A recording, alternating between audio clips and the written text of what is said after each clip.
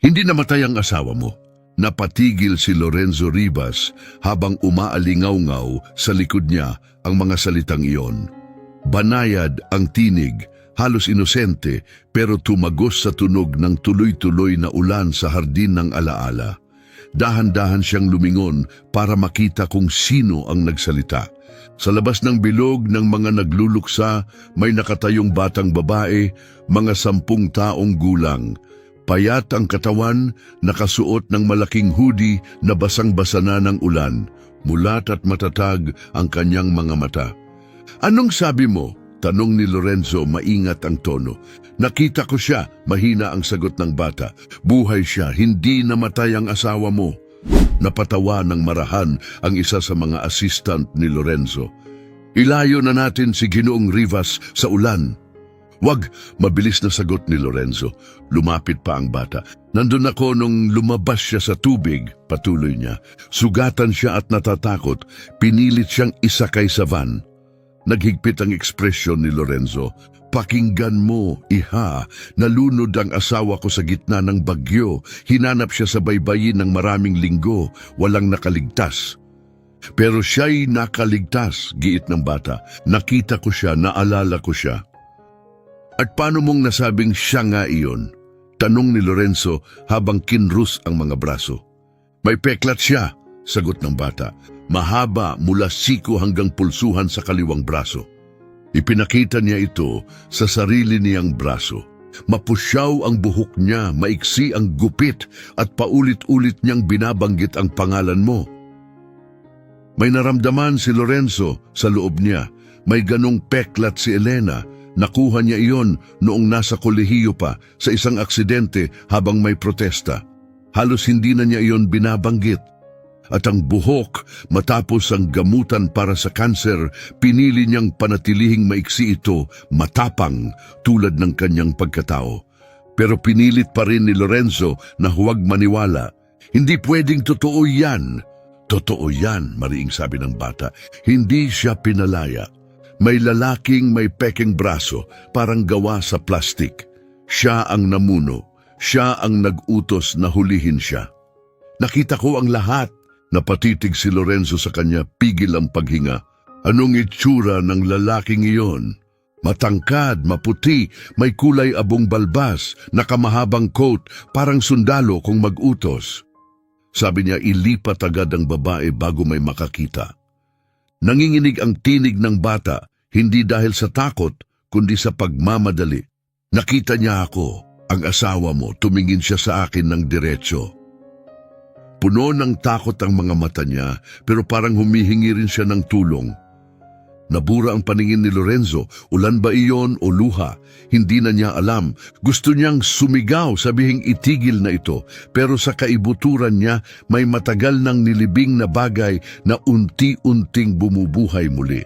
May suot siyang kwintas, bulong ng bata. Ginto, may hugis puso na may 2 letra, A at B. Parang umikot ang mundo ni Lorenzo. Regalo niya yon kay Elena sa kanilang 10 anibersaryo. Walang ibang nakakaalam nito. Hindi niya iyon kailanman inalis sa katawan. Kung kinilabutan ka sa sandaling yon, hindi ka nag-iisa. Ano ang gagawin mo kung ang taong nawala sa iyo ay maaaring buhay pa? Kung naantig ka, i-like ang video, mag-comment kung taga-saan ka nanonood, at huwag kalimutang mag-subscribe para sa mas marami pang kwentong mananatili sa iyo. Hinugot ng bata mula sa kanyang bulsa ang isang bagay, isang maliit na piraso ng telang kulay asul, basa ng ulan, may burda sa gilid.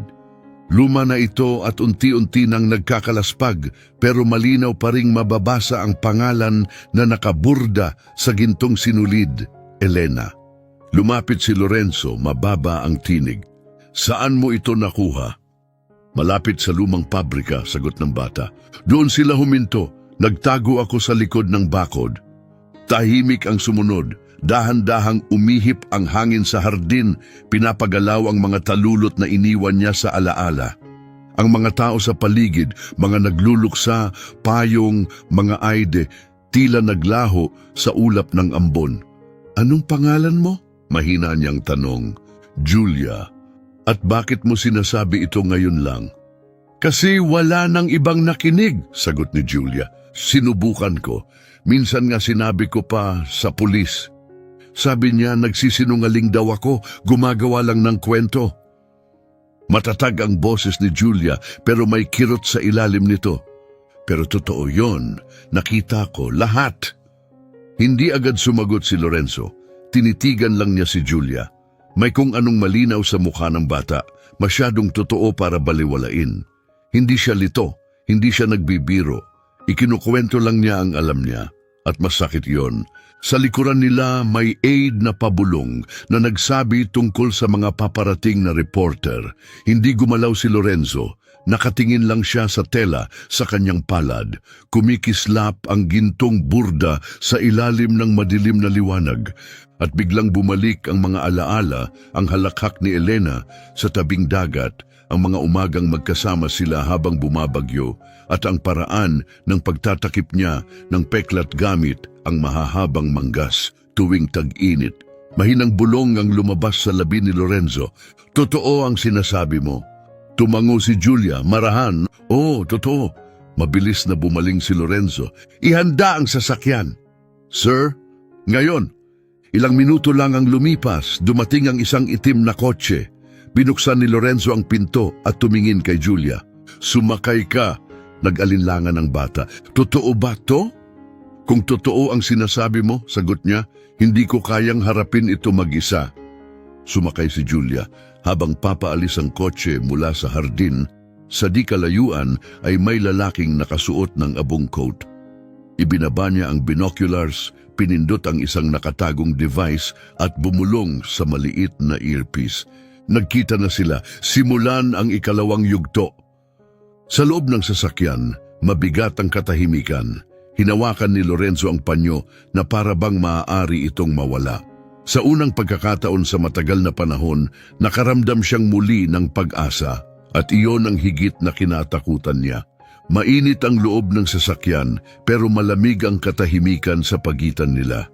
Yumuko si Lorenzo, ang mga siko ay nakapatong sa tuhod. Si Julia naman ay nakatingin sa bintana, sinusundan ang pagdaloy ng ulan sa salamin. Ilang kanto pa ang lumipas bago may nagsalita. Saan ito nangyari? Tanong ni Lorenzo, mahina ang tinig. Sa pantalan, sagot ni Julia hindi tumingin.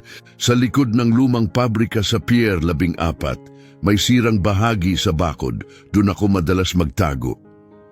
Umupo ng tuwid si Lorenzo, tahimik na nag-iisip. Ang bahaging yon ng lungsod ay puno ng mga sulok na nalilimutan, mga lugar na walang nakakakita. At ang lalaking may plastik na braso, nandun talaga siya? Oo, mabilis niyang sagot. May kakaibang tunog ang braso niya tuwing gumagalaw. Hindi normal, para bang gamit militar, hindi prosthetics para sa pasyente. Natigilan si Lorenzo. Ilang taon na ang nakalipas mula nang masangkot ang kumpanya niya sa paggawa ng experimental na prosthetics para sa mga veterano. Wala sa mga iyon ang nailabas sa publiko o kaya'y hindi opisyal. Natatakot siya. Tumingin si Julia sa kanya. Nagmamakaawa siya. Hindi siya sumisigaw pero desperado. Sinubukan niyang tumakbo. Hinuli siya. Yung lalaki, yung may braso, siya ang nag-utos. Huminga ng malalim si Lorenzo, mabagal at mabigat. At walang ibang nakakita. Nagbago ang ekspresyon ni Julia. Walang nakapapansin sa mga batang katulad ko, lalo na kapag mahirap at natutulog sa likod ng mga basurahan. Tumama ng matindi ang mga salitang iyon. Para sa isang taong dekada nang nasa itaas, nasa mga opisina sa tuktok ng syudad, hindi niya naisip kung gaano karaming buhay ang lumilipas na walang nakakakita. Marahil si Elena ay kinuha ng hayagan at marahil si Julia lang ang nakakita at siya ring hindi pinakinggan ng kahit sino. Bakit hindi ka agad lumapit sa akin? Hindi ko alam kung sino ka, tapat niyang sagot. Wala akong internet o telepono. Nakita ko ang litrato mo sa isang lumang magasin sa pampublikong aklatan. Nakasulat doon na magsasalita ka ngayon. Pumikit si Lorenzo sandali. Malambot at may ritmo ang tunog ng ulan sa bubong. Nang muling dumilat, napansin niya ang basang sapatos ni Julia, ang mahigpit na pagkakatiklop ng mga kamay nito sa kanyang kandungan at ang seryosong ekspresyon sa mukha. May matutulugan ka ba ngayong gabi? Tanong niya. Umiling ang bata. Sasama ka sa akin, sabi niya simple at diretso, hanggang malaman natin kung ano talaga ang nangyayari. Tumingin si Julia sa kanya, nag-aatubili. Hindi mo naman ako kilala. Sapat na ang nalalaman ko, tugon niya. Binigyan mo ako ng bagay na wala pang ibang nakapagbigay. May bahid ng pagdududa pa rin sa mga mata ni Lorenzo habang lumingon siya sa driver. Dalhin mo kami sa bahay, diretso sa estate, iniwan ng sasakyan ng lungsod, gumulong sa makurbang daan paakyat sa mga burol. Habang nasa biyahe, kinuha ni Lorenzo ang kanyang telepono at agad nag-dial ng numero. Pagkalipas ng 2 ring, may sumagot na malalim ang boses. Ricardo Morales, ako to. Kailangan ko ng pabor. Tahimik ang kabilang linya. Akala ko ba wala ka na sa eksena? Wala na nga, sagot ni Lorenzo. Hanggang 10 minuto ang nakalipas. Ngayon kailangan ko ng mata sa Pier 14, yung lumang pabrika at lahat ng palibot nito. 5 blockeng radius. Hanapin ang kahit anong kahina-hinala, mga container unit, medical team, private military contractors, at sino mang may prosthetic arm. Panandali ang katahimikan. Ano bang napasukan mo? Isang bagay na inilibing ko 1 taon na ang nakalipas, sagot ni Lorenzo, at hindi na iyon mananatiling nakabaon. Tinapos niya ang tawag at lumingon kay Julia. Magsimula tayo sa lahat ng nakita mo. Gusto kong malaman ang bawat detalye kahit yung tingin mong walang halaga. Nagalinlangan si Julia. Ibig mong sabihin, naniniwala ka na sa akin? Sapat ang paniniwala ko para kumilos, sagot niya. At hindi ako basta-basta kumikilos. Pagsapit nila sa estate, isang malapad at modernong bahay na nakatayo sa tuktok ng bangin, namangha si Julia. Hindi pa siya kailanman nakakita ng driveway na ganoon kahaba o nakasinghot ng hangin mula sa karagatan sa likod ng bakal na gate. Isang kasambahay ang agad nagbukas ng pinto kahit hindi pa sila bumababa. Ginoong Rivas, kasama ko siya, sabi niya. Itinuro si Julia. Bigyan mo siya ng mainit na damit at ng maayos na pagkain, mainit. Kaagad Ginoo. Tahimik at elegante ang loob ng bahay, makintab na sahig na gawa sa walnut, mahinang tugtog ng lumang jazz sa mga speaker. Maingat na pumasok si Julia, ang basa niyang sapatos ay kumalabog ng bahagya. Inakay siya ni Lorenzo papunta sa den, iniabot ang kumot at itinuro ang upuan sa tabi ng fireplace. Umupo si Julia, walang imik pero unti-unting lumuwag ang kanyang mga balikat nang sumiklab ang apoy.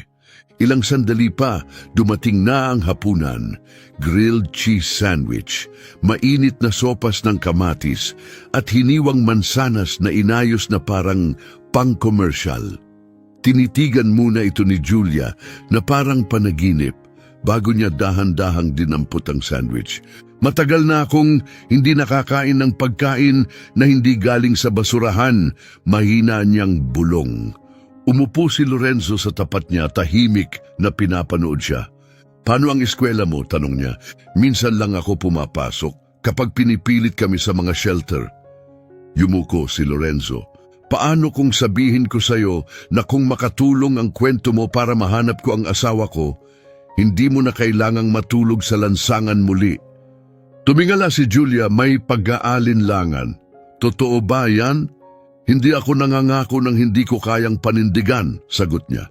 Tinitigan siya ni Julia ng matagal sa katumango. Sige, ikukwento ko lahat.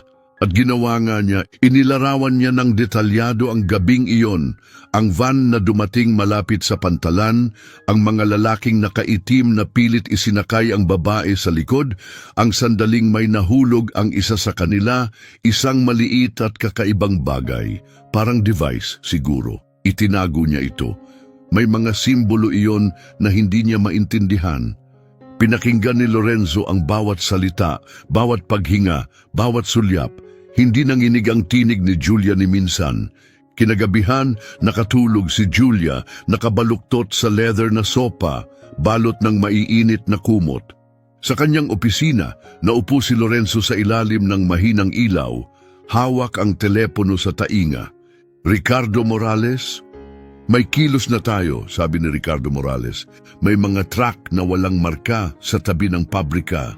Mga armadong lalaki, walang logo. Isa sa kanila tugma sa description ng prosthetic na braso. Napakagat sa panga si Lorenzo. Huwag kayong kikilos, sundan nyo lang sila. Gusto kong malaman kung saan sila pupunta at kung sino ang nagbibigay ng utos. Naiintindihan. Pagkatapos ng tawag, humarap siya sa salaming dingding sa kanyang likuran. Tulog pa rin si Julia, suot ang bagong hoodie. Hindi na niya kailangan ng ebidensya. Ramdam na niya. Hindi nagsinungaling si Julia. May isang bagay sa labas na iyon na kumuha sa kanyang asawa at itinago ito sa loob ng 1 taon. Ngayon ang katotohanan ay nakapasok na sa kanyang bahay, basa sa ulan, naka-second hand na damit. Ang bagyong kinatatakutan niya ay hindi pa paparating. Narito na ito. Pumutok ang bukang liwayway sa baybayin, nagkalat ng malamlam na liwanag sa estate ng Rivas, pero gising na si Lorenzo, hindi siya nakatulog. Sa halip, ginugol niya ang gabi sa pagbubusisi ng mga mapa ng daungan, mga plano ng lumang pabrika at mga oras ng lumang surveillance footage na na-archive niya noon, mga bidyong minsan niyang binaliwala. Pero ngayon, sa lente ng mga sinabi ni Julia, ibang-iba na ang lahat ng tingin niya. Sa kusina, nakaupo si Julia sa isang mataas na upuan, nakatuon sa kanyang plato. Dahan-dahan siyang kumakain ng scrambled eggs at toast, para bang iniisip pa rin kung totoo ang lahat ng nangyayari. Bagong hoodie ang nakasukbit sa kanyang balikat, malambot, malinis at amoy sabon pa. Mas maliit siyang tingnan sa liwanag ng umaga. Pero ang presensya niya ay nanatiling buo. Pumasok si Lorenzo, dala ang isang tasa ng kape. Mahimbing ba ang tulog mo? Tumango si Julia habang ngumunguya. Mas malambot pa ang sopang iyon kaysa sa lahat ng nahigaan ko. Ngumiti si Lorenzo, bahagya, pero hindi umabot sa kanyang mga mata. Magaling, kasi kailangan ko ang tulong mo ngayon. Bahagyang kumunot ang noo ni Julia. Gusto mong sumama ako? Oo, sagot niya. Kailangan mo akong dalhin sa mismong lugar. Gusto kong makita lahat. Gaya ng pagkakaalala mo. Bawat kanto, bawat daan. Mas malinaw ang alaala mo kaysa sa kahit anong mapang mabibili ko. Nag-alinlangan si Julia, lumunok ng madiin. At kung andun pa rin ang mga taong yon, hindi nila tayo makikita, sagot ni Lorenzo ng kalmado. Mananatili tayong nakatago. Makalipas ang 1 oras, nasa lungsod na sila. Dumausdos ang itim na SUV sa mga kalsadang balot ng hamog. May tinted na bintana, maingat ang ugong ng makina. Nasa likod si Julia, nagbibigay ng maikli at tiyak na direksyon. Itinuturo niya ang mga daang paliko sa mga luma at kalawangin na bodega. Diyan, sabi niya, itinuro ang isang iskinita. Sa likod ng basurahan, doon ako nagtago. Huminto si Lorenzo sa tapat ng lumang pabrika. Mukhang abandonado ito. Kalawang ang metal, basag ang mga bintana. Nakapaskil pa ang kupas na karatula, New England Seafood Company. Pero alam ni Lorenzo na hindi dapat pagkatiwalaan ng anyo. Alam niyang kayang itago ng pagkabulok ang mas malalim na sikreto. Dito ka lang, sabi niya kay Julia. Nasa loob na si Ricardo Morales. Bigla may narinig siya sa earpiece. May nakikita na kami, sabi ni Ricardo. May isang gwardya sa timog na labasan, armado, walang badge, walang uniforme. Bumaling si Lorenzo kay Julia. Sabi mo sa gilid nila siya dinala. Oh, dun sa pintong may ilaw. Tumango siya tapos tahimik na lumabas ng SUV habang hinahampas ng hangin ng kanyang coat. Sinalubong siya ni Ricardo sa likod ng eskinita. Walang halatang palatandaan sa loob, bulong nito. Pero may nakita akong kakaiba. Pumasok sila sa pinto sa gilid. Naamoy agad ni Lorenzo ang halimuyak ng alat, kalawang at lumang kemikal. Sa unang tingin, parang abandonado talaga, makapal ang alikabok, tahimik ang mga makina. Pero sa dulo ng isang nakakandadong pasilyo, may silid na natuklasan si Ricardo. Pagpasok ni Lorenzo, biglang nagbago ang amoy. May bleach, amoy malamig na metal, sterile. Hindi ito bagay sa natitirang bahagi ng gusali. Maliit ang silid, parang sa isang medical ward. Sa gitna may lumang kama na bakal, may mga strap na nakabitin pa sa 4 na sulok. May tray na metal sa tabi at isang walang laman na hiringgilya na nakahiga roon.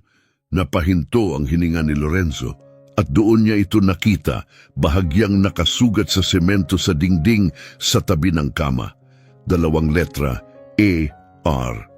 Binasa ito ni Ricardo. Elena Rivas, hindi ito taguan, isa itong selda. Lumapit si Lorenzo, dahan-dahang hinaplos ng kanyang mga daliri ang pader. Bago pa ang mga gasgas, marahil ilang linggo pa lang, hindi lalampas sa 2 buwan, nandoon siya, ramdam niya. Sinubukan niyang mag-iwan ng mensahe, bulong ni Lorenzo. Alam niyang may maghahanap, dagdag ni Ricardo Morales, mahina ang tinig. Bumaling si Lorenzo sa kanya. Gusto ko ng mga mata rito, araw at gabi. Kapag inilipat nila siya, gusto kong malaman bago papaandarin ng van. Tumango si Ricardo, mabilis. May isa pa, nahanap ko ito sa sahig sa kabila ng silid. Iniabot niya ang isang piraso ng tela, madilim na asul na seda, may natuyong dugo. Ang gilid nito ay may burdang pilak. Tinitigan ito ni Lorenzo. Galing to sa scarf niya, bulong niya. Sa loob ng SUV, nakayakap si Julia sa kanyang mga tuhod, nakakulubong sa upuan. Pagbalik ni Lorenzo, tumingala siya, hinahanap ang sagot sa kanyang mukha. Tama ka, sabi ni Lorenzo. Makikita sa mukha ni Julia ang halong ginhawa at sakit. Natakot siya, hindi ba? Sobrang takot, sagot ni Lorenzo. Yumuko si Julia. Hindi ko maintindihan. Bakit may kukuha sa kanya? Isa lang naman siyang tao. Lumambot ang tinig ni Lorenzo. Hindi lang basta tao ang asawa ko, siya ang mahal ko. At minsan, kapag hindi nila kayang saktan ang isang lalaki ng direkta, tina-target nila ang taong mahal niya. Hindi sumagot si Julia, pero mas hinigpitan pa niya ang pagkakayakap sa manggas ng kanyang hoodie. Kinuha ni Lorenzo ang kanyang telepono. May kailangan akong tawagan, manatili ka sa kotse, ilock mo ang pinto, malapit lang si Ricardo Morales. Lumayo siya at nagdial. Pagkalipas ng 2 ring, may sumagot. Rivas, Alberto. Saglit na katahimikan, hindi ko inakalang tatawag ka, sabi ni Alberto. Sigurado ako, isa pang katahimikan, matapos ang lahat ng taon, bakit ka tumatawag ngayon? Tumalim ang tono ni Lorenzo. May mga tanong ako.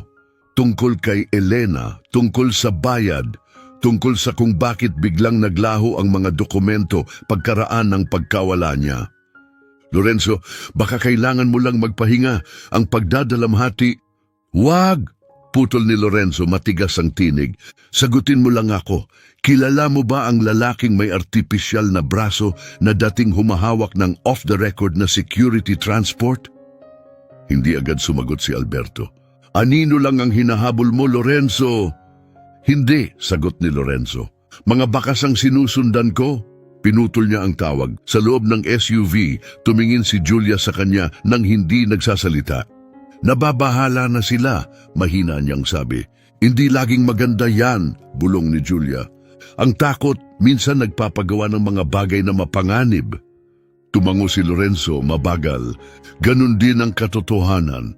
Habang papalayo ang SUV mula sa pabrika, nagsimulang mag-ipon ng makakapal at madilim na ulap mula sa dagat, tila babala. Hindi kalayuan mula sa kalawangin at sirang gusali, sa gitna ng katahimikan, may isang babaeng may maikling, mapusyaw na blondeng buhok, ang hinahaplos ang kupas na peklat sa kanyang kaliwang braso. Pumikit siya at bumulong sa dilim. Kapit lang, Tom, narito pa ako. Pagsapit ng gabi, nakaupo si Julia sa sopa sa silid aklatan ni Lorenzo, nakayapak at nakataas ang mga paa. Ang apoy sa fireplace ay nagbibigay ng malambot na liwanag sa kanyang mukha habang gumuguhit siya sa malinis na notepad, isang bagay na matagal na niyang hindi nagagawa. Mabilis at may layunin ang kanyang pagguhit, larawan ng isang babaeng may maikling at magulong buhok at mga matang puno ng takot. Si Lorenzo, nakaupo sa kanyang mesa, hindi na nakatutok sa mga papel sa harap niya. Pinagmamasdan niya si Julia. Naiguhit mo na siya noon pa, mahina niyang sabi. Hindi tumingin si Julia. Sa isipan ko lang, tuwing gabi iginuguhit ko siya mula sa alaala para hindi ko siya makalimutan. Bakit? Tanong ni Lorenzo. Kasi parang kailangan niyang may makaalala sa kanya. May kumurot sa dibdib ni Lorenzo. Nakalimot na ang mundo, wala nang balita. Tumigil na ang mga tanong, pero si Julia, isang batang walang-wala, ay pinanghawakan ang mukha ni Elena na para bang iyon na lang ang pinakamahalaga sa lahat. Gusto kitang isama bukas, sabi ni Lorenzo. Saan? Tanong ni Julia. Makikipagkita tayo sa isang tao mula sa Harbor Patrol. May utang siya sa akin. Baka may naalala siyang kakaiba nung gabing bumagyo. Tumango si Julia. Sige, pero Julia, nag-atubili si Lorenzo, pinipili ang tamang salita. Kung may mangyari, kung wala ako sa tabi mo, huwag kang titigil, huwag kang magtago, tumakbo ka, at gamitin mo yung numerong ibinigay ko sa'yo. Naiintindihan? Tiningnan siya ni Julia sa mata at muling tumango. Hindi ako natatakot. Dapat lang, bulong ni Lorenzo para sa sarili, hindi para sa kanya. Nang tumahimik na ang bahay, napadaan si Lorenzo sa tabi ng fireplace at napansin ang iginuhit ni Julia na naiwan sa mesa. Dinampot niya ito, pinailawan sa ilalim ng lampara. Si Elena iyon. Kahit walang kulay, agad niya itong nakilala, bawat guhit, bawat detalye. Pero may isang bagay sa mga mata nito na nagpahinto sa kanya. Hindi lang basta takot ang naroon, para bang humihingi ito ng tulong. Tulungan mo ako, bulong niya sa katahimikan ng silid. Kinabukasan, humaplos ang malamig at tuyong hangin. Minaneho ni Lorenzo ang sasakyan patungo sa marina sa gilid ng bayan. Magkakatabing nakasayad ang mga patrol boat sa lumang pantalan na kupas at natutuklap na ang pintura. Inakay niya si Julia pababa sa isang slip kung saan may isang matandang lalaking nakasuot ng denim jacket, naninigarilyo ng tabako sa tabi ng lumang powerboat.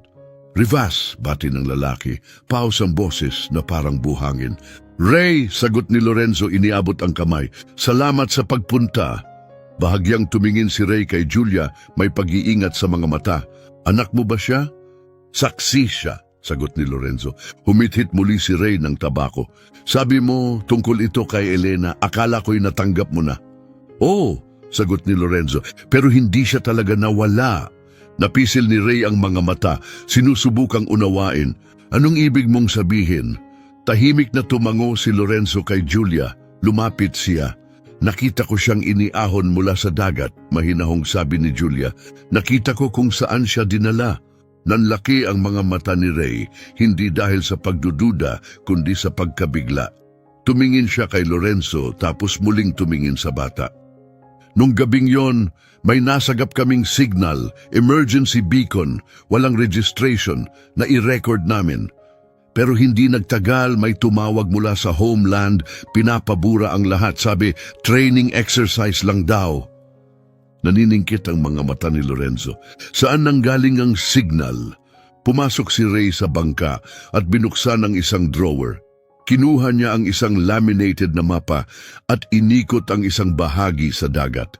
Diyan, sa tapat ng Deadman's Bluff, diyan nanggaling ang ping. Tinitigan ni Lorenzo ang mapa, nakakunot ang noo. At walang nag-imbestiga? Umiling si Ray. Pagkatapos ng tawag, pinahinto kami, pinabayaan naming maglaho ang lahat. Napahaplos si Lorenzo sa buhok niya, mabilis ang pag-ikot ng isipan. Isa na namang hibla sa komplikadong sapot na palawak ng palawak. Bumaling siya kay Julia.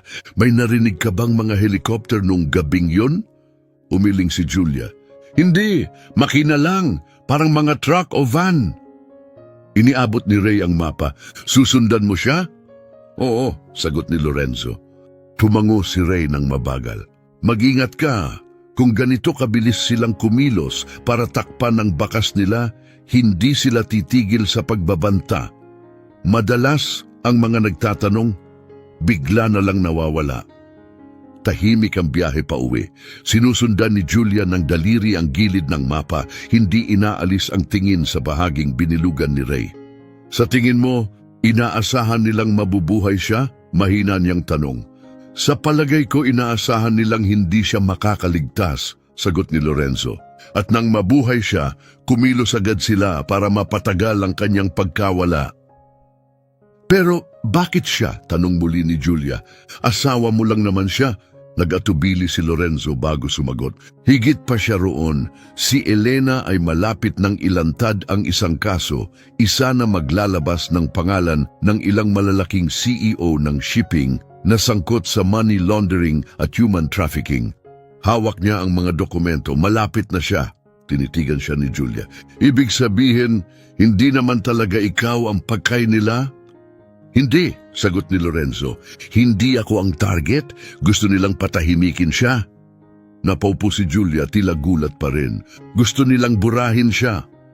At muntik na silang magtagumpay, sagot ni Lorenzo. Hanggang sa nakita mo ang ayaw nilang makita ng kahit sino. Nang gabing iyon, pagbalik nila sa bahay, may naramdaman agad si Lorenzo na kakaiba. Bukas ang harapang gate, nanlamig ang pakiramdam niya. Dito ka lang, utos niya kay Julia. Maingat siyang bumaba at lumapit sa pinto. Hindi ito nakalock. Bukas pa ang mga ilaw sa loob, pero sa kanyang study, isang drawer ang nakabukas at nagkalat ang mga papel sa sahig. Dumating si Ricardo Morales. Ilang minuto lang ang lumipas. May nakapasok sa opisina mo, sabi niya, dahil walang bakas ng puwersahang pagpasok. Alam nila ang code. Humigpit ang panga ni Lorenzo. Ibig sabihin may access sila, isa sa mga malapit. Sa hallway, nakatayo si Julia, mahigpit ang pagkakayakap sa sarili. Ayos ka lang? Tanong ni Lorenzo. Tumango siya. Bantay nila tayo, di ba? Oh, magaling, mahina niyang sabi. Ibig sabihin natatakot na sila. Tiningnan siya ni Lorenzo at kahit papaano nakangiti siya ng may bahid ng pagmamataas. Oo, ganun nga. Maya-maya, nakatayo sila sa tahimik na sala, nakatingin sa larawan sa itaas ng fireplace. Si Lorenzo at Elena, nahuli sa gitna ng tawanan, sinag ng araw sa kanilang mga mukha. Buhay pa siya, sabi ni Julia. Nararamdaman ko. Mahina ang tinig ni Lorenzo, kaya hahanapin natin siya, kahit ano pa ang kaharapin natin. Sa labas, may isang kotse ang nakaparada, naka-idle. Sa loob, may aninong gumagamit ng binokular. Mas malaki siyang problema kaysa sa inaasahan natin, bulong ng isang boses sa telepono. Masama yang memorya niya, masyadong malinaw. Gawing yun na ang huling maalala niya, sagot mula sa kabilang linya. Naputo lang tawag. Pero sa loob ng bahay ng mga ribas, mas maliwanag pa sa dati ang apoy. Kinabukasan, mag-isa si Lorenzo sa driveway, hinahampas ng malamig na hangin mula sa bangin. Hawak niya ang nakatiklop na mapa na ibinigay ni Ray. Paulit-ulit niya itong binubuksan, mahigpit ang hawak. Hindi gaya ng isang negosyante, kundi gaya ng isang lalaking handang makipaglaban. Hindi ito negosyo, buhay ito, buhay ni Elena. At ngayon, buhay na rin ni Julia. Sa loob ng bahay, kumakain si Julia ng cereal sa kitchen counter. Ang mga mata mabilis na sumusulyap sa bawat tunog sa pader, bawat aninong lumalampas sa bintana. Nayanig siya sa nangyaring pagpasok, pero hindi siya nabasag. Sa halip, lalo siyang tumatag. Unti-unti na niyang nauunawaan ang panganib, ang bigat ng laban na kinakaharap nila. Pagbalik ni Lorenzo sa loob, iniabot niya kay Julia ang isang maliit na bagay. Ito ay tracker, GPS. Itago mo ito sa iyo palagi. Tinitigan niya ito sa kanyang palad. Sa tingin mo, babalikan nila ako. Hindi sa tingin, sagot ni Lorenzo. Sigurado ako. Pumasok si Ricardo Morales, may hawak na tablet. Sinilip ko ang mga offshore account na konektado sa mga executive na iniimbestigahan ni Elena. Sabi niya, Karamihan ay isinara matapos siyang mawala, maliban sa isa. Iniabot niya ang tablet kay Lorenzo. Ashmont Holdings, nakarehistro sa Delaware, pero ang galaw ng pera ay pabalik sa isang supply depot, 2 milya mula sa lugar kung saan huling nakita ni Julia si Elena. Tumayo si Julia. Nandun siya? Maaring nandoon, sagot ni Lorenzo. O baka isa lang yung hintuan sa biyahe. Kahit ano paman, dagdag ni Ricardo Morales, pupunta tayo roon ngayong gabi. Napatingin si Julia sa bintana, kita ang pag-aalala sa kanyang noo. Paano kung patibong yon?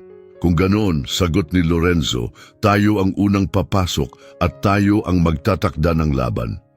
Gabing-gabi na nang bumiyahe sila, walang bukas na ilaw sa sasakyan, dumaan sa makipot at likulikong daan sa gilid ng bangin. Tahimik at madilim ang SUV. Si Ricardo Morales ang nagmamaneho. Si Lorenzo ang nagnanavigate.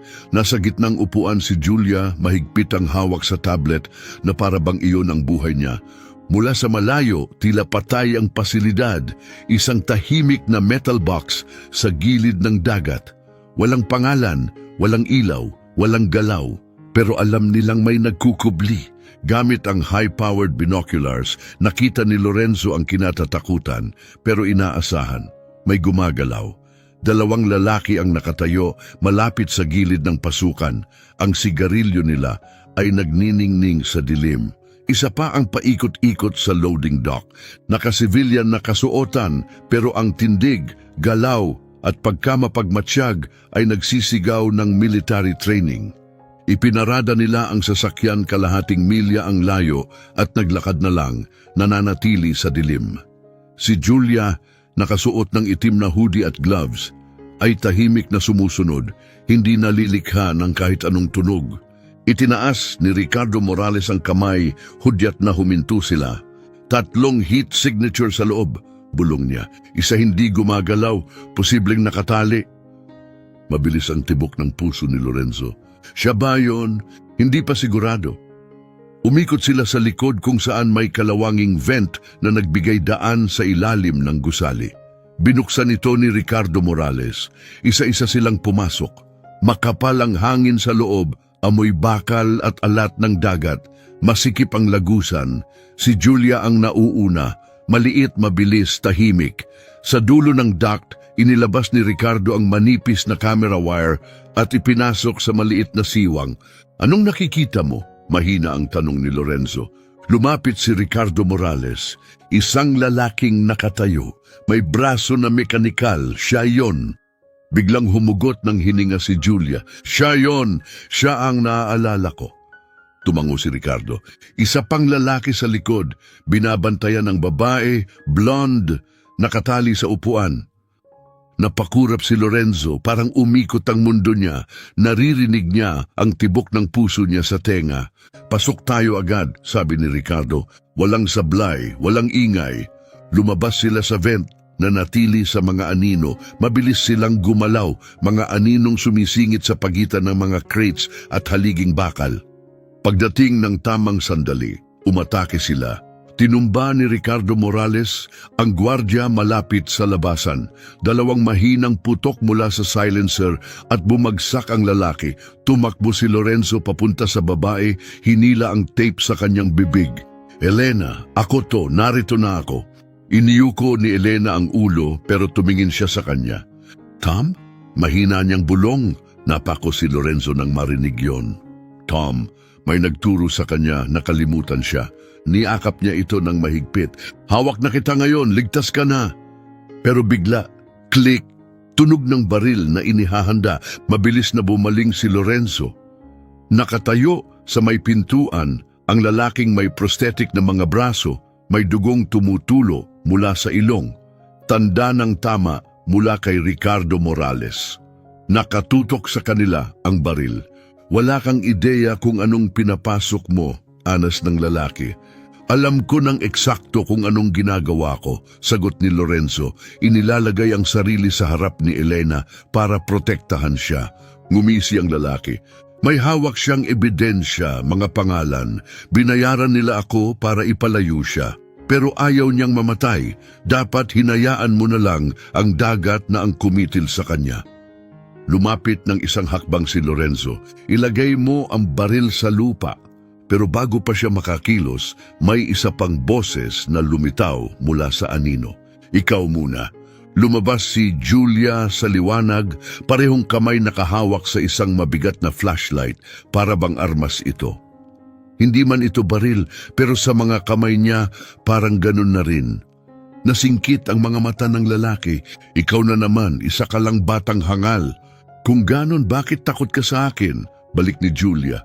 At ang sandaling pagkalito na iyon ang kinailangan ni Ricardo Morales. Bigla siyang sumugod, tinumba ang baril at ibinagsak ang lalaki sa sahig gamit ang isang matindi, huling suntok. Lumingon si Lorenzo kay Julia, gulat ang muka. Pwede kang nasaktan. Nagkibit balikat siya, pagod na akong matakot. Bitbit nila si Elena paalis sa parehong daan ang pinasok nila. Mahina ang kanyang paghinga pero tuloy-tuloy. Sa labas, naghihintay na ang isang itim na van, dumating na ang backup team ni Ricardo Morales. Mabilis kumilos ang mga medic habang hawak ni Lorenzo ang kamay ni Elena sa loob. Ligtas ka na, bulong niya. Umubo si Elena, paos ang tinig. Hindi pa sila lahat. Tapos lumapit si Lorenzo. Anong ibig mong sabihin? Yung pangalan, Ashmont, isa lang yon, may iba pa. Nandiyan pa rin sila, nanonood pa rin. Tumango si Lorenzo, matatag ang tingin. Hahanapin namin sila. Sa tabi niya mahigpit ang hawak ni Julia sa drawing na lagi niyang dala, yung larawan ng mukha ni Elena. Napansin ito ni Elena at bahagyang ngumiti, mahina pero totoo. Itago mo yan, bulong niya. Mas kahawig ko yan kaysa sa kahit anong litrato. Habang papaalis ang van sa dilim ng gabi, lumingon si Lorenzo pabalik sa warehouse. Madilim na ngayon, pero puno pa rin ng mga tanong na walang kasagutan. Hindi ito ang katapusan. Ito ang simula ng isang laban na handa na nilang harapin magkasama. Maya-maya sa tahimik na medical wing ng estate, nakaupo si Lorenzo sa tabi ng kama ni Elena. Tanging tunog ng monitor ang maririnig, mahina pero tuloy-tuloy. Maputla ang mukha ni Elena, may mga pasa, halos hindi na makilala mula sa lahat ng pinagdaanan. Pero ang kamay niya nakahawak kay Lorenzo. Mahigpit, hindi na siya bibitaw muli. May apoy pa rin sa loob niya, mahina na pero hindi nawawala. Sa may pintuan, tahimik na nakatayo si Julia, nag-aalangan, pinagmamasdan sila.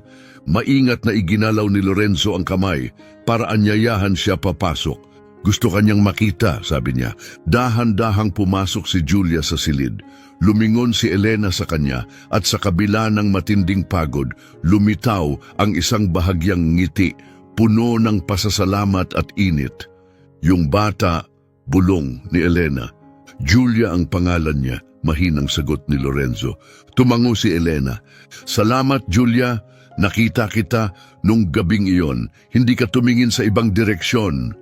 Nanginginig ang boses ni Julia. Hindi ko alam ang gagawin ko. Isa lang akong bata noon. Matapang ka, sabi ni Elena. Halos pabulong ang tinig. At hindi lahat may ganyan. Tahimik na nakatayo si Lorenzo, dama ang bigat ng emosyon. Si Julia ang nakakita ng hindi nakita ng iba, hindi ang pulis, hindi ang media. Isang batang binabaliwala ng mundo, isang batang walang inaasahang halaga, ang siyang nagligtas ng lahat. Kinahapunan nagkita sina Lorenzo at Ricardo Morales sa study. Ang mesa ay puno ng bukas na mga file, larawan at digital schematics. May nakuha ka ba?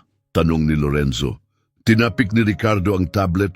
Marami, yung lalaking may prosthetic na braso, ginagamit ang alias na Santiago Serrano, dating private military, nawawala sa mga record sa loob ng 3 taon, muling lumitaw bilang security chief ng ilang offshore facility. Lumapit si Lorenzo. Kasama ba ang Ashmont doon? Oo, at may 3 pang iba, lahat konektado sa mga peking kumpanyang rehistrado sa Luxembourg. Nagpalit ng screen si Ricardo. Lumitaw ang isang malabong larawan ng pantalan, mga container na ina-unload. Walang logo, maliban sa isa. Isang itim na tatsulok sa puting background. Tumigas ang ekspresyon ni Lorenzo. Ang simbolo na yan ay nasa research ni Elena. Naniniwala siyang marka yan ng mga shipment na may kinalaman sa human trafficking, hindi kalakal kundi tao. Tama siya, sagot ni Ricardo. At ngayon, alam na nilang buhay siya.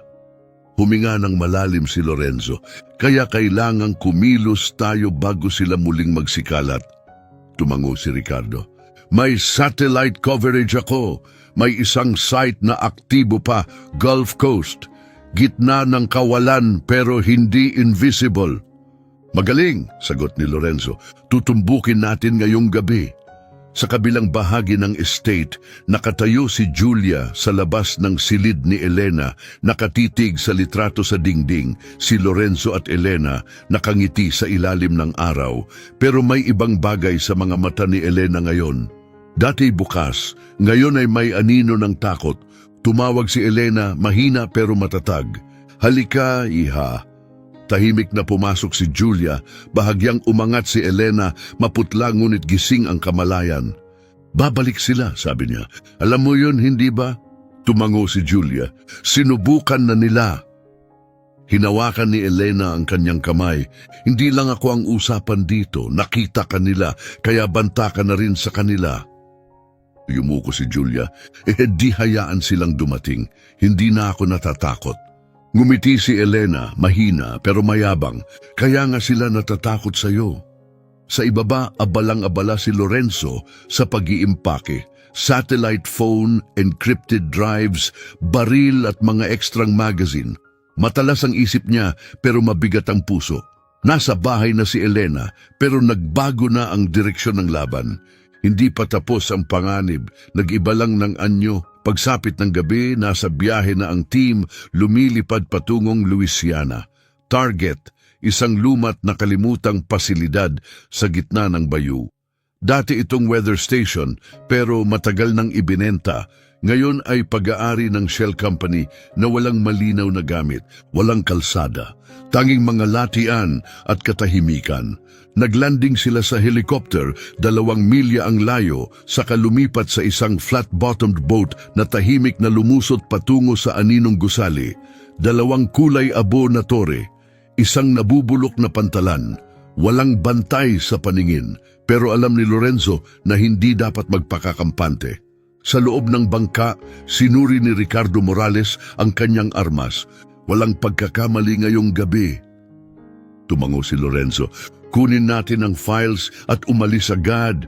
Mabilis, malinis, walang pasiklab. Sa surveillance van malapit doon, nakaupo si Julia sa tabi ng comms specialist, suot ang headset. Lorenzo, sabi ng tinig niya sa earpiece, northwest corner, may gumagalaw. Sumilong si Lorenzo sa likod ng mga nakasalansang crate. Detalye, isang lalaki, armado, may kausap sa mic. Mukhang sinusubukang mag-download ng data. Sa tingin ko, binubura nila ang system. Mura ni Lorenzo. Alam nilang paparating tayo. Kung ganun, ngayon na tayo, sabi ni Ricardo Morales. Tahimik silang umusad, mabilis na na-disable ang 2 gwardyang nasa gate. Sa loob, kulay bughaw at berde ang liwanag ng silid, mga hanay ng server na aktibo pa. Mabilis na tumakbo si Lorenzo patungo sa core at isinaksak ang drive. Agad nagsimulang mag-download ang mga file. Mula sa isang sulok may gumalaw. Walang kikilos, sigaw ni Ricardo. Napatigil ang isang figura, bata, takot, nakataas ang 2 kamay. IT lang ako, wala akong alam, promise. Lumapit si Lorenzo. Gaano nakatagal tumatakbo ang pasilidad na to? 6 na buwan, sagot ng binatang tech, nanginginig. Lagi silang nagdadala ng mga crate, hindi man lang binubuksan. Sineskan lang namin ang mga ID. Yun lang ang trabaho ko. Anong klaseng ID? Singit ni Ricardo. Peke, mga dokumentong immigration, sumpa hindi ako nagtatanong kahit kailan. Sa likuran nila umabot sa 100% ang transfer bar. Walang pag-aatubili, hinugot ni Lorenzo ang drive. Tapos na, umalis na tayo. Sa labas, biglang nagsindi ang mga floodlight, binutas ang makapal na ulap. Isang bangka ang mabilis na lumapit, mga taong bumababa ng nagmamadali. Tayo na, ngayon, sigaw ni Ricardo. Pumutok ang putukan, gumising sa katahimikan ng gabi. Tumama ang mga bala sa mga crate, tumalbog sa metal. Lumundag si Lorenzo sa likod ng isang drum at gumanti ng putok sa maikling pagbugso. At saka narinig sa comms ang tinig ni Julia. Kaliwang bahagi, may daan sa mga damo. Kita sa GPS ang makitid na inlet. Doon kayo makakasingit. Sinundan nila ang tagubilin. Mababang katawan, mabilis ang kilos, tumakbo sila patungo sa latian. Habang umaalingaw-ngaw pa ang mga putok sa likod, wala nang humabol. Pagkalipas ng ilang minuto, narating nila ang extraction point. Basa sa putik, hingal na hingal, pero ligtas. Sa van, tinitigan ni Julia ang mga tracker dot sa digital map na muling nagtagpo. Huminga siya ng malalim, pumikit sandali. Nakaligtas sila. Sa estate, inilapag ni Lorenzo ang encrypted drive sa kanyang mesa. Malapit na itong matapos, sabi niya. Nakatayo si Elena sa may pintuan, nakasandal, matatag ang tinig niya. Hindi, ngayon pa lang ito nagsisimula. Sa tabi nila bumulong si Julia, ang tinig ay parang apoy sa gitna ng katahimikan. Sunugin na natin silang lahat.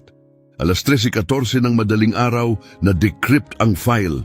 Sa loob ng secure command room, nakatayo sina Lorenzo, Elena at Ricardo Morales sa harap ng malawak na screen habang dumadaloy ang mga linya ng data, mga pangalan, bank transfer, malabong larawan, time-stamped container logs, mga retrato ng lihim na pagpupulong, mga kopya ng peking pasaporte, mga manifesto ng shipment na kunwaring relief goods. Nakapatong si Elena sa likod ng upuan ni Lorenzo, pagod ngunit matatag. Ito na yon, bulong niya. Lahat ng sinubukan nilang ilibing. Bumukas ang isa pang folder sa screen. May dagdag pa, sabi ni Ricardo. Tingnan niyo to. Lumitaw ang bagong screen, listahan ng mga lokasyon, schedule at mga code ng transport. Lahat may iisang marka, ang itim na tatsulok. Umatras si Lorenzo, pinoproseso ang lahat. Ilan na kaya ang naipadaan nila sa mga rutang to? Hindi tumingin si Ricardo palayo. 100 tao, baka 1,000 pa. Dumating si Julia, may dalang tasa ng tsaa para kay Elena. May mantsa ng tinta sa manggas niya. Malinaw na nakikialam siya sa mga file.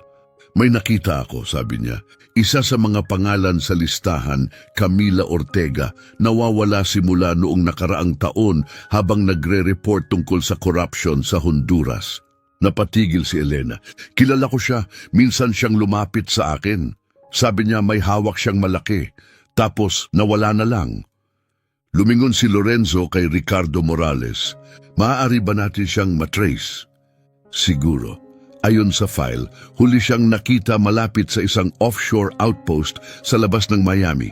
6 na buwan na ang nakalipas. Tumingin siya kay Julia. Gusto mong sumama sa amin? Hindi kumurap si Julia, tumango. Kailangan ko. Kinahapunan, gamit ang mga peking identidad, lumipad sila patungong Miami. Naiwan si Elena para magpagaling. Mahina pa at kailangang bantayan. Pero sina Lorenzo at Julia, pinatibay ng apoy at dilim, hindi nagsayang ng oras. Ang destinasyon, isang Oceanic Climate Research Station na matagal nang hindi nangongolekta ng datos. Nagrenta sila ng katamaran at lumapit habang unti-unting lumulubog ang araw. Mula sa malayo, halatang hindi ito laboratorio. Kalawangin ng mga tore, may mga armadong bantay at walang bakas ng gamit pangagam.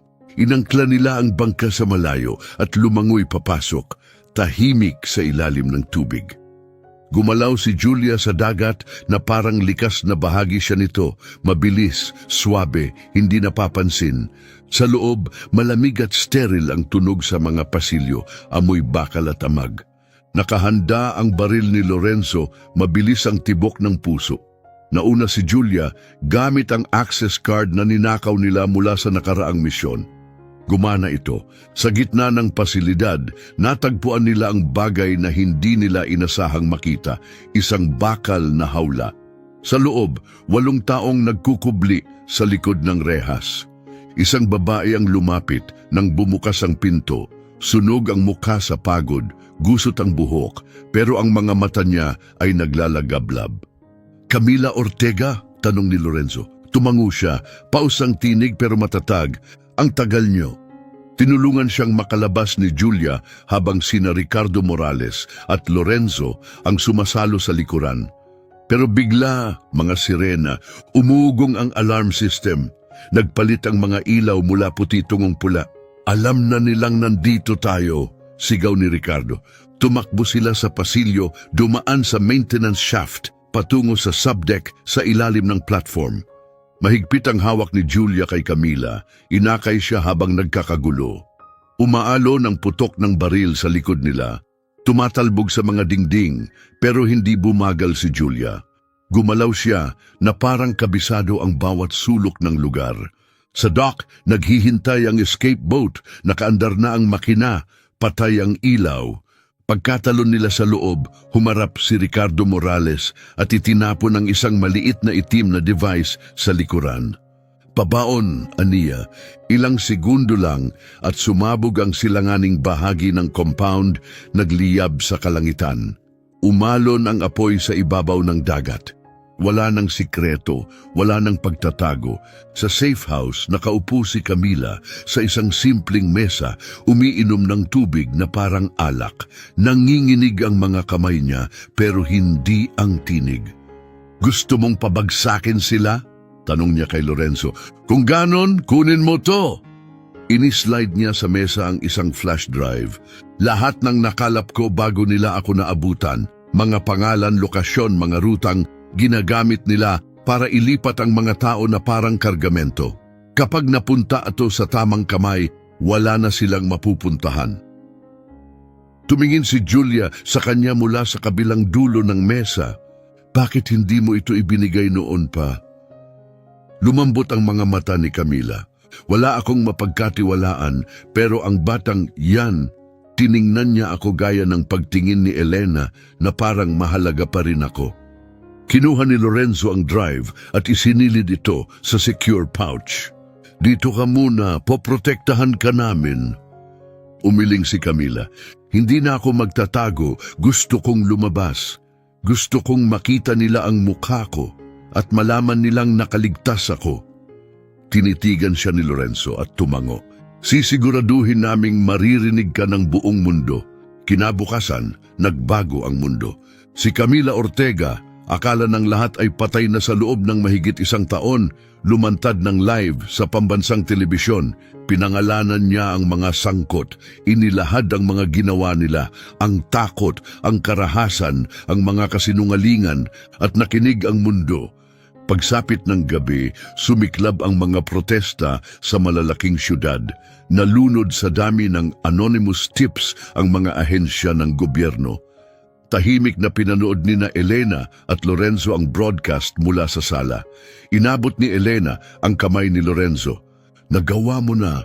Lumingon si Lorenzo sa kanya. Tayo ang gumawa nito. Mula sa hallway, sumigaw si Julia. May nakapark sa labas. Lumabas si Lorenzo sa porch.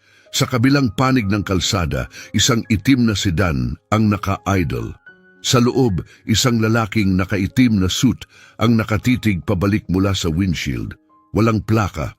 Lumapit si Ricardo Morales sa pintuan. Nababahala na sila.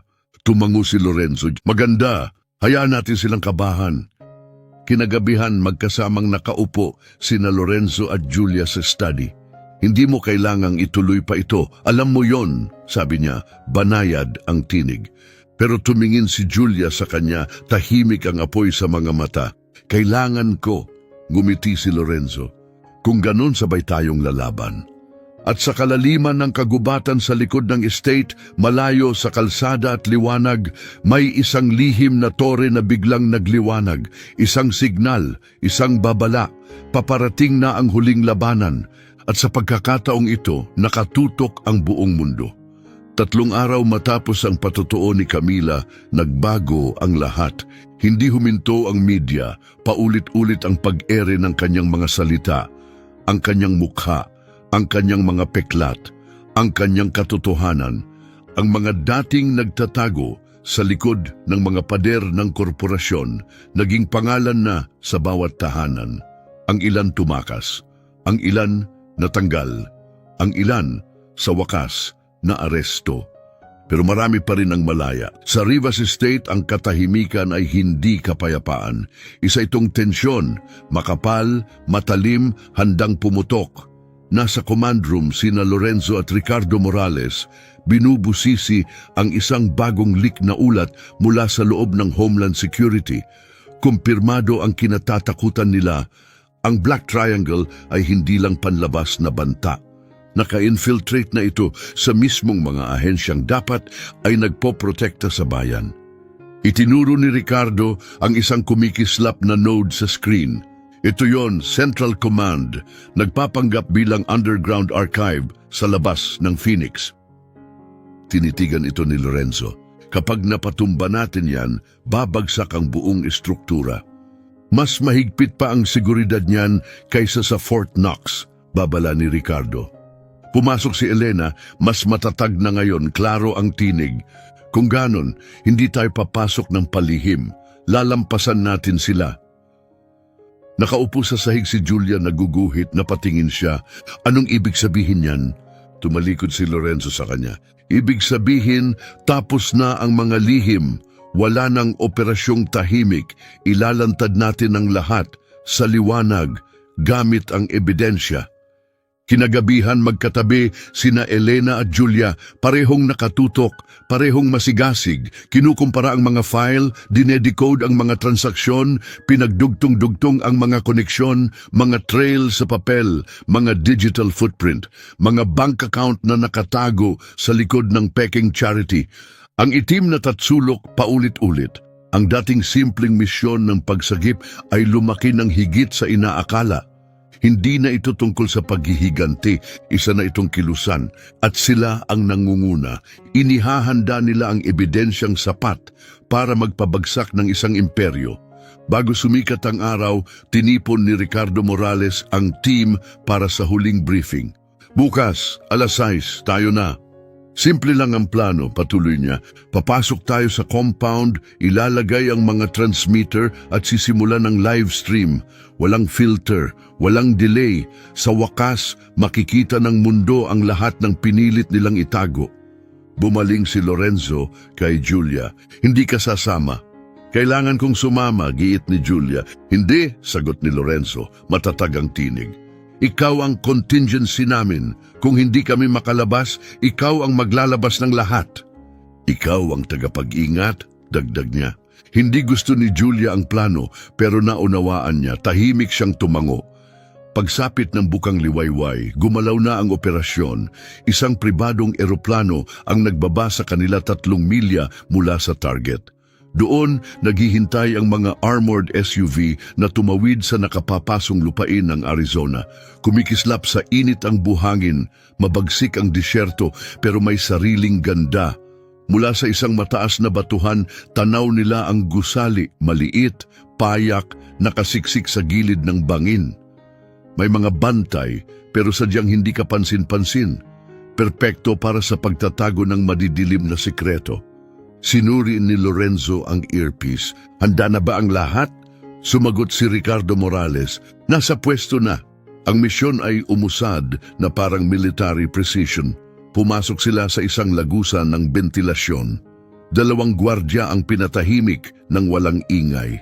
Dahan-dahan silang gumapang sa isang pasilyong may hanay ng high security vaults. Na-disable na ni Ricardo Morales ang sensors at retinal scanner sa remote access. Sa kaibuturan ng pasilidad, doon nila natagpuan ito. Isang napakalaking server room, mas malawak pa sa inaasahan ni Lorenzo. Daan-daang drive rack ang kumikislap sa aktibidad. Ito ang digital core ng isang pandaigdigang sindikato. Ikinalabit ni Lorenzo ang transmitter. Si Elena nakakonekta sa isang secure line, naghanda na para sa broadcast. Pero may nagsalita mula sa dilim. Impresibo, anang tinig, mabagal, banayad. Lumabas ang isang lalaki, matangkad, maayos, may pilak na buhok, walang armor, walang badge, isang charcoal gray na suit lang at isang nakababahalang ngiti. Matagal kong inisip kung gaano katagal bago niyo matuntun ang nerve center, aniya. Lumapit si Lorenzo para protektahan ang grupo. Sino ka? Tawagin mo akong Hale, sagot niya. Dati akong namamahala ng intelligence sa 4 na kontinente. Ngayon, ako ang tagapamahala ng panganib. Narinig ang tinig ni Elena sa earpiece. Nasa original dossier siya, Arturo Mendoza, dating CIA, na wala 5 taon na ang nakalipas. Nagkibit balikat si Hale. Hindi ako nawala, pinili ko lang manahimik. Itinaas ni Ricardo Morales ang kanyang baril. Umatras ka. Pero kalmado lang si Hale, hindi natitinag. Akala niyo ba ang pag-leak ng ilang file ay makakabago ng mundo? Hindi bumabagsak ang mga sistema dahil sa pagsisiwalat. Gumuho sila kapag nawala ang paniniwala at wala nang naniniwala sa hustisya ngayon. Lumapit si Lorenzo. Kung ganon, bigyan natin sila ng dahilan para muling maniwala. Pinindot niya ang transmitter. Agad nagbago ang mga screen ng server room. Pumalit ang live feed, mga imahe, mga biktima, mga dokumento, mga transaksyon, mga pangalan. Sa buong mundo, nag-vibrate ang mga telepono, nag-freeze ang mga laptop, naging itim ang TV at biglang sumiklab ng katotohanan. Nawala ang ngiti ni Hale, hahabulin kayo dahil dito. Tinitigan siya ni Lorenzo, kaya sisiguraduhin naming sulit ang habol. Sa labas, sumambulat ang alarma, na-breach ang depensa ng pasilidad. Dumagsa ang security forces. Naglaho si Hale sa dilim bago nila siya maabutan. Tumakas ang team sa isang underground passage na lumalabas sa kabila ng bundok. Doon, naghihintay ang mga helicopter para sa extraction. Sa estate, pinanood ni Julia ang pagkalat ng broadcast sa bawat platform at bawat screen. Pumatak ang luha sa kanyang mga pisngi, hindi sa takot, kundi sa labis na ginhawa. Tagumpay sila, nailantad nila ang lahat. Gabing iyon, habang bumabalik ang katahimikan sa tahanan, nakaupo sina Lorenzo, Elena at Julia malapit sa fireplace. Isang bihirang katahimikan ang bumalot sa kanila. Takot na ang mga tao ngayon, mahina ang sabi ni Julia. Tumango si Lorenzo. Simula pa lang yan, pero ang takot ay panandalian. Kailangan nating magpatuloy. Hinawakan ni Elena ng marahan ang kamay ni Julia. Ngayon, hindi na tayo nag-iisa. Sa labas, nagsimula ng bumangon ang mga tao sa iba't ibang lungsod. Puno ang mga lansangan, nakataas ang mga karatula. Umaalingaw-ngaw sa gabi ang mga pangalan ng matagal ng kinalimutan. Nagising na ang hustisya. Malayo sa loob ng isang itim na SUV, lihim na nakamasid mula sa anino, pinanood ni Hale ang lahat. Wala ni katiting na emosyon sa kanyang mukha. Sa tingin mo, nanalo na sila? Tanong ng driver. Humugot ng mahabang hinga si Hale. Hindi, tugon niya, kalmado ang tinig. Ngayon pa lang sila nagsindi ng apoy.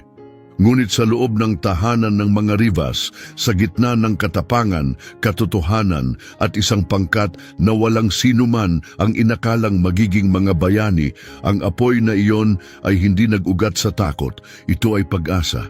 At sa unang pagkakataon sa mahabang panahon, naramdaman ng bawat isa na sila'y muling nakita. Ang mga sumunod na araw ay puno ng kaguluhan at pagbubunyag. Naguunahang beripikahin ng mga pangunahing media outlet ang viral na footage. Ang mga nalik na file ay naglantad ng mga ruta ng human trafficking, mga pangalan ng matataas na opisyal at mga security contractor na itinago ang pagsasamantala sa tao sa likod ng pananaliksik at inobasyon. Nag-alab ang mga protesta mula baybayin hanggang baybayin, mula Boston hanggang San Francisco. May mga politikong umiwas, ang iba na may tuluyang nawala. Isang senador ang nagbitiw sa gitna ng kahihiyan. Isa pa ang nahuli sa paliparan sa Zurich habang tangkang tumakas. Ngunit sa loob ng bahay ng mga Ribas, katahimikan ang bumalot. Hindi ang katahimikang dulot ng takot, kundi ang katahimikang dumadating bago gawin ang mahahalagang desisyon. Nakatayo si Lorenzo sa war room, nakatawang mga braso, nakatitig sa mga datos sa screen.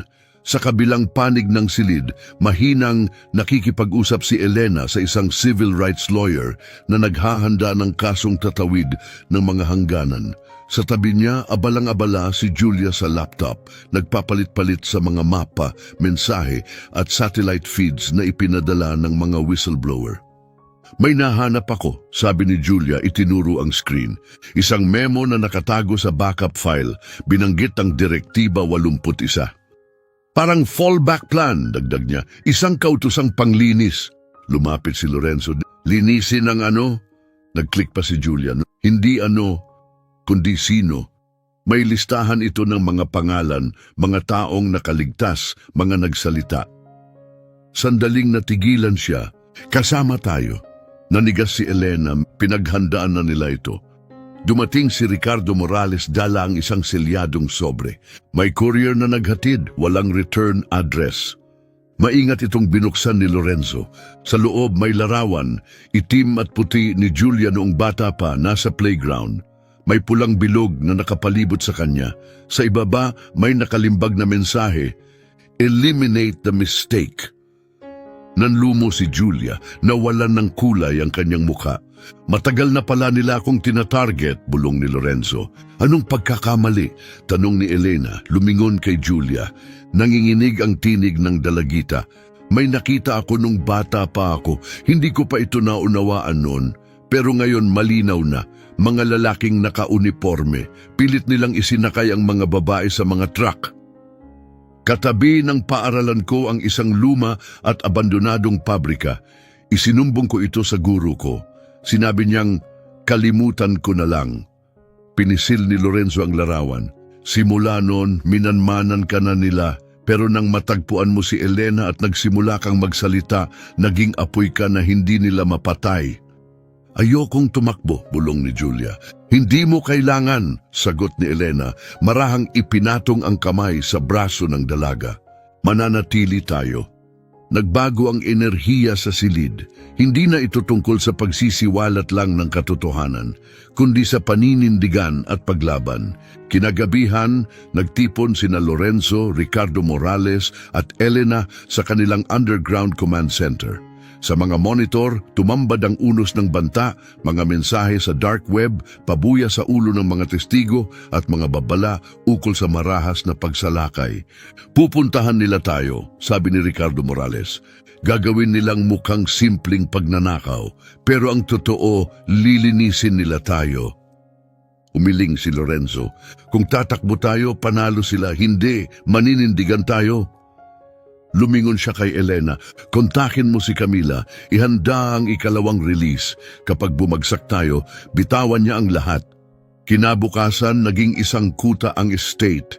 May mga drone na nagsisiyasat sa himpapawid. Nakadisplay sa monitor ang live feeds ng bawat sulok ng ari-arian.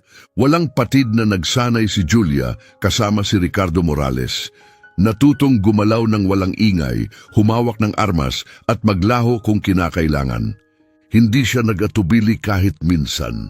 Ipinanganak kang para dito, sabi ni Ricardo, isang gabi habang tahimik na binabaklas ni Julia ang training pistol at binuo muli, walang pagkakamali.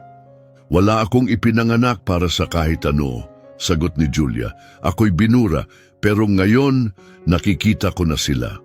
Gabing iyon, sa ilalim ng maputlang liwanag ng gasuklay na buwan, tumunog ang isang tahimik na alarma. Mabilis na tumakbo si Lorenzo patungo sa command room. Sa screen, 3 figura na nakaitim, dahan-dahang papalapit sa silangang perimeter. Narito na sila, sabi niya. Si Ricardo Morales ay handa na agad para sa labanan. Pipigilan natin sila. Kailangan lang nating magtagal hanggang sa maipadala ang huling broadcast. Si Julia ay nasa may pintuan, matatag. Mananatili ako, mariing wika ni Julia. Matagal siyang tinitigan ni Lorenzo sa katumango. Alam mo na ang dapat gawin. Sumiklab ang pag-atake na parang dambuhalang alon. Mula 3, naging 6, naging 10 ang kalaban. Lahat armado. Lahat bihasa, tahimik at sabay-sabay kumilos. Ngunit handa ang estate. Agad na umandar ang mga defense systems, lumipad ang mga drone, sumabog ang mga trap at nag-ingay ang mga alarma. Pinilit ni na Ricardo Morales at ng kanyang koponan ang mga umaatake sa masisikip na pasilyo. Dalawa ang nadisarmahan, isa ang nahuli ng buhay, ngunit may kapalit ang kanilang pagtutol. Isang malakas na pagsabog ang sumabog sa kanlurang bahagi ng gusali. Umagos ang usok sa mga pasilyo, nagkabitak-bitak ang mga pader. Umiiyak ang mga fire alarm. Hinila ni Elena si Julia papunta sa reinforced na pasilyo at ibinigay ang isang hard drive sa kanyang kamay. Kung hindi kami makaligtas, ani Elena, ikaw ang magtatapos ng misyon. Hindi ko hahayaang bumagsak kayo, tugon ni Julia, matatag ang tinig. Sa loob ng command center, duguan si Lorenzo mula sa sugat sa balikat pero natabunan ng adrenaline ang sakit. Si Ricardo Morales ay nakatayo sa may pinto, hingal na hingal.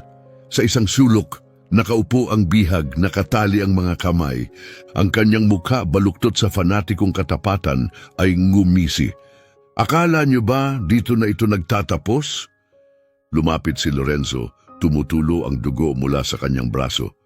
Hindi, mahina niyang sagot. Nagtatapos ito sa katotohanan. At salamat sa iyo, nakuha na namin ang huling piraso. Kumunot ang noo ng lalaki. Anong ibig mong sabihin? Nagsalita ka, ani Lorenzo. Nai-record namin lahat.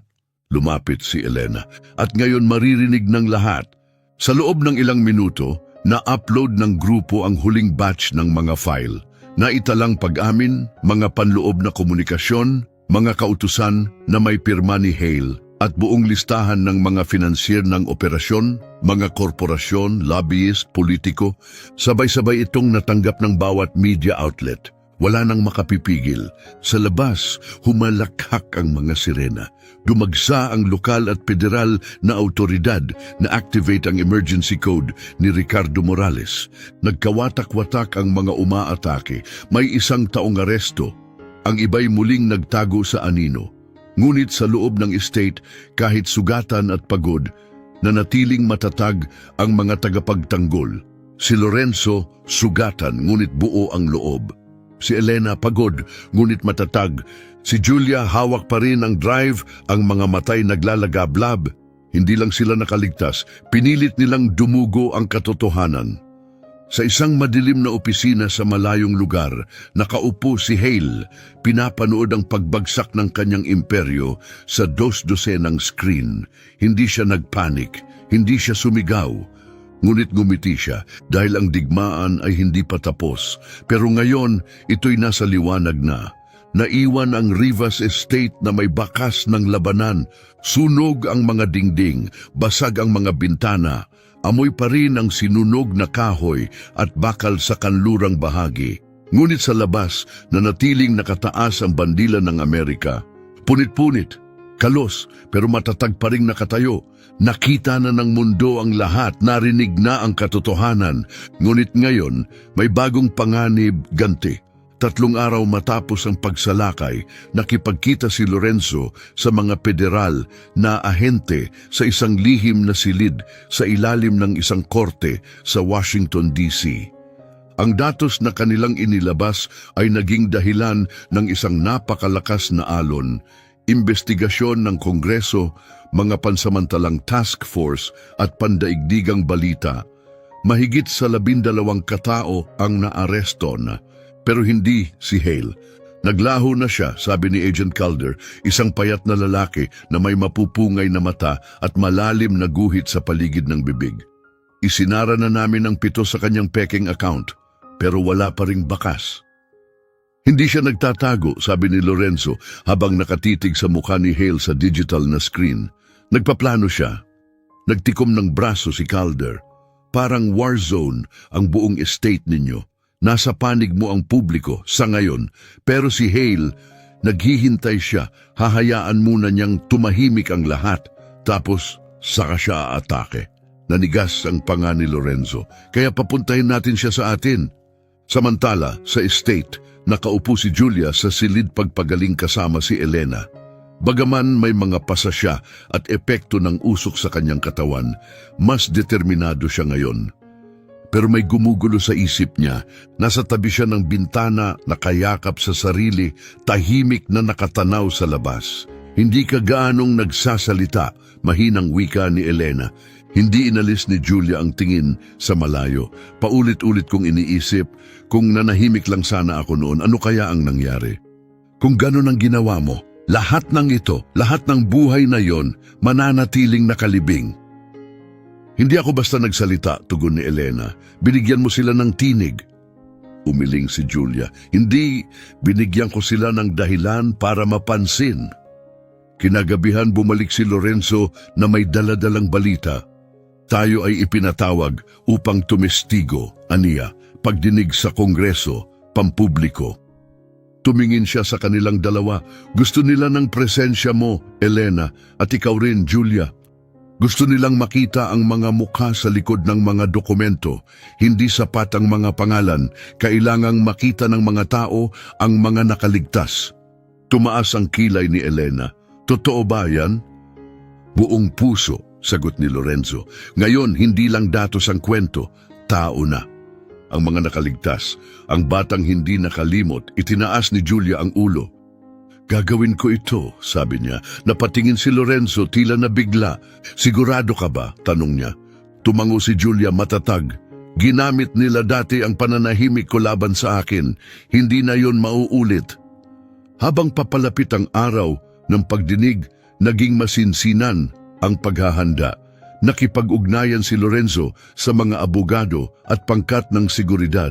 Si Elena ay nakipagtulungan sa mga mamamahayag upang masigurong makarating sa buong mundo ang broadcast. Hindi nag-memorize si Julia ng sasabihin.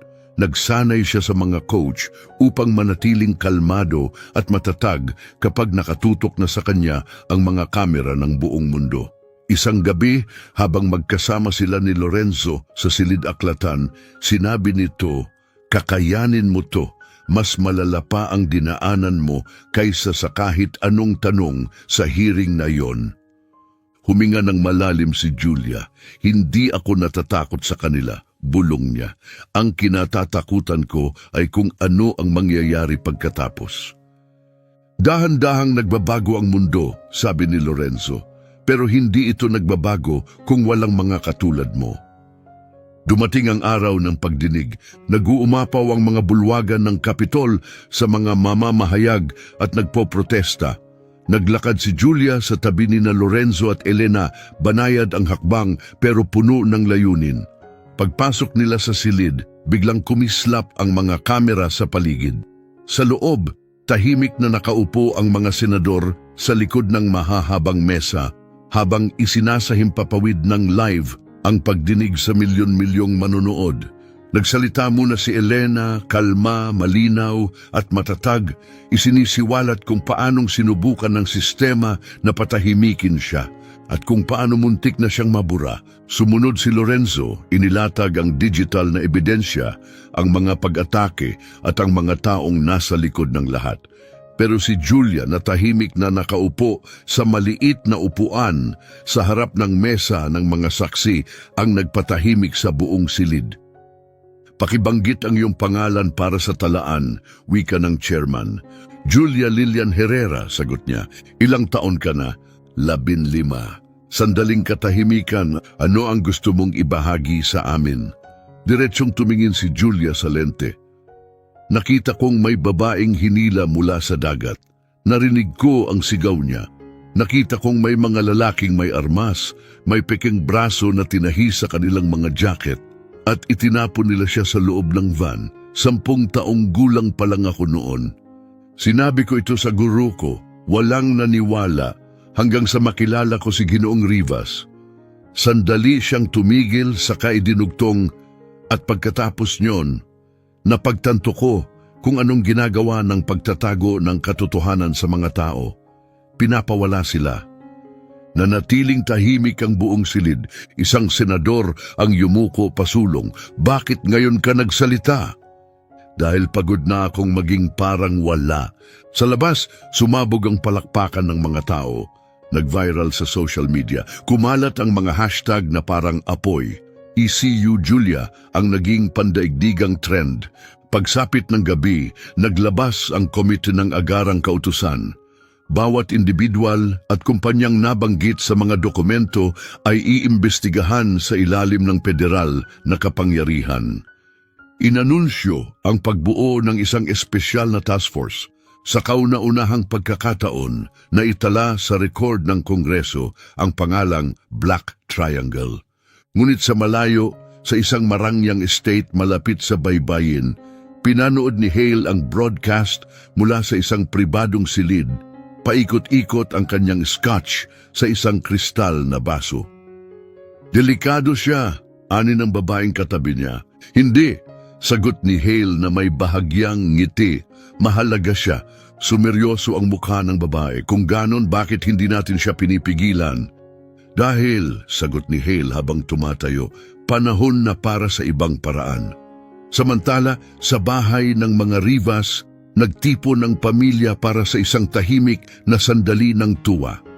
Naghihintay sa labas ng tarangkahan ang mga mamamahayag. 3 ulit na ang lakas ng seguridad.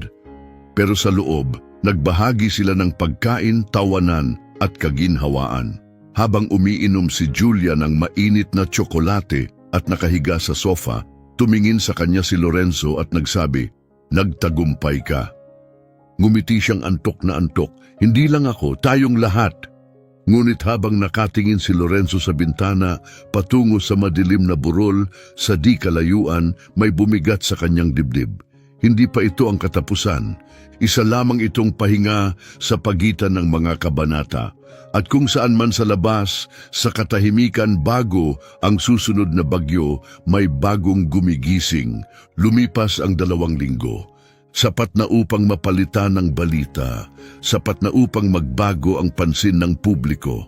Bagaman pinag-uusapan pa rin ang mga salita ni Julia sa mga talakayan at palabas sa gabi, unti-unting humina ang dating tensyon ng bansa.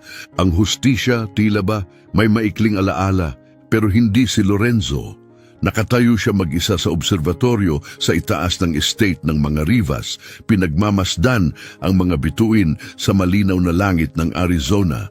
Sa ibaba niya, ang mahihinang ilaw ng security system ay paalala na pansamantala lang ang kanilang katahimikan. Tahimik na pumasok si Ricardo Morales. "Nangyayari na naman," aniya. Hindi tumingin si Lorenzo. "Saan?" "South Africa, may klinikang pinasabog, parehong simbolo, isang itim na tatsulok na inukit sa pader." Dahan-dahang huminga si Lorenzo sa ilong. "Kumikilos si Hale," sabi niya. "Hindi na lang niya pinoprotektahan ang network," sagot ni Ricardo. "Binubuo niya uli ito." Nakaupo si Julia sa mahabang mesa na gawa sa roble, nagkalat sa ibabaw ang mga papel. Hindi na siya basta tahimik na batang may sketchpad. Nagbago na siya, mas matatag, mas matalim, mas nakatutok. Hindi na lang siya gumuguhit.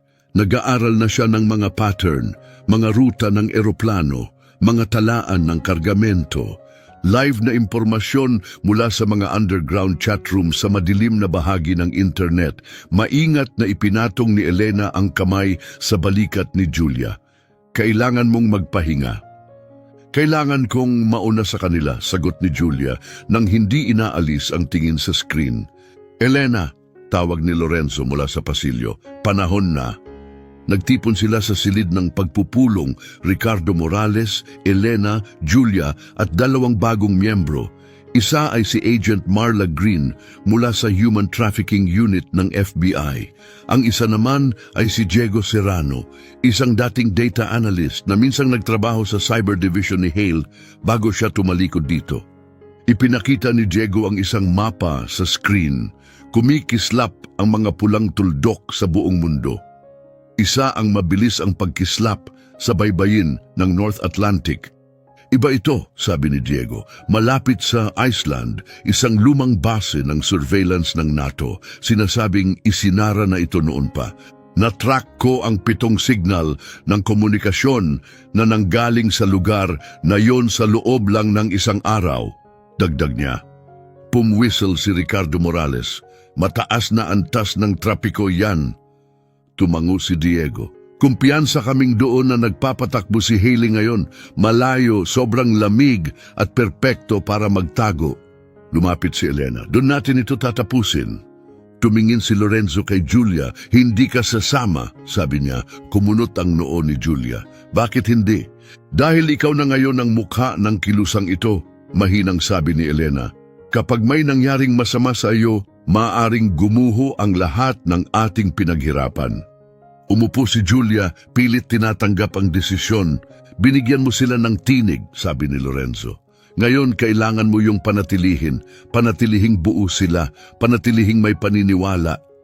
Dahan-dahang tumango si Julia. Kung ganon, ibalik niyo siya. 2 gabi ang lumipas, isang pribadong jet ang lumipad sa nagyayelong himpapawid. Sina Lorenzo, Ricardo Morales, Elena, Diego at isang piling pangkat ng taktikal na unit ay bumaba sa isang abandonadong runway sa hilaga ng Iceland. Humahampas ang niyebe ng pahalang, tila sirenang babala ang ihip ng hangin sa yelo. Dumadagundong ang bawat hakbang ng kanilang bota sa nagyelong lupa habang tahimik silang naglalakad.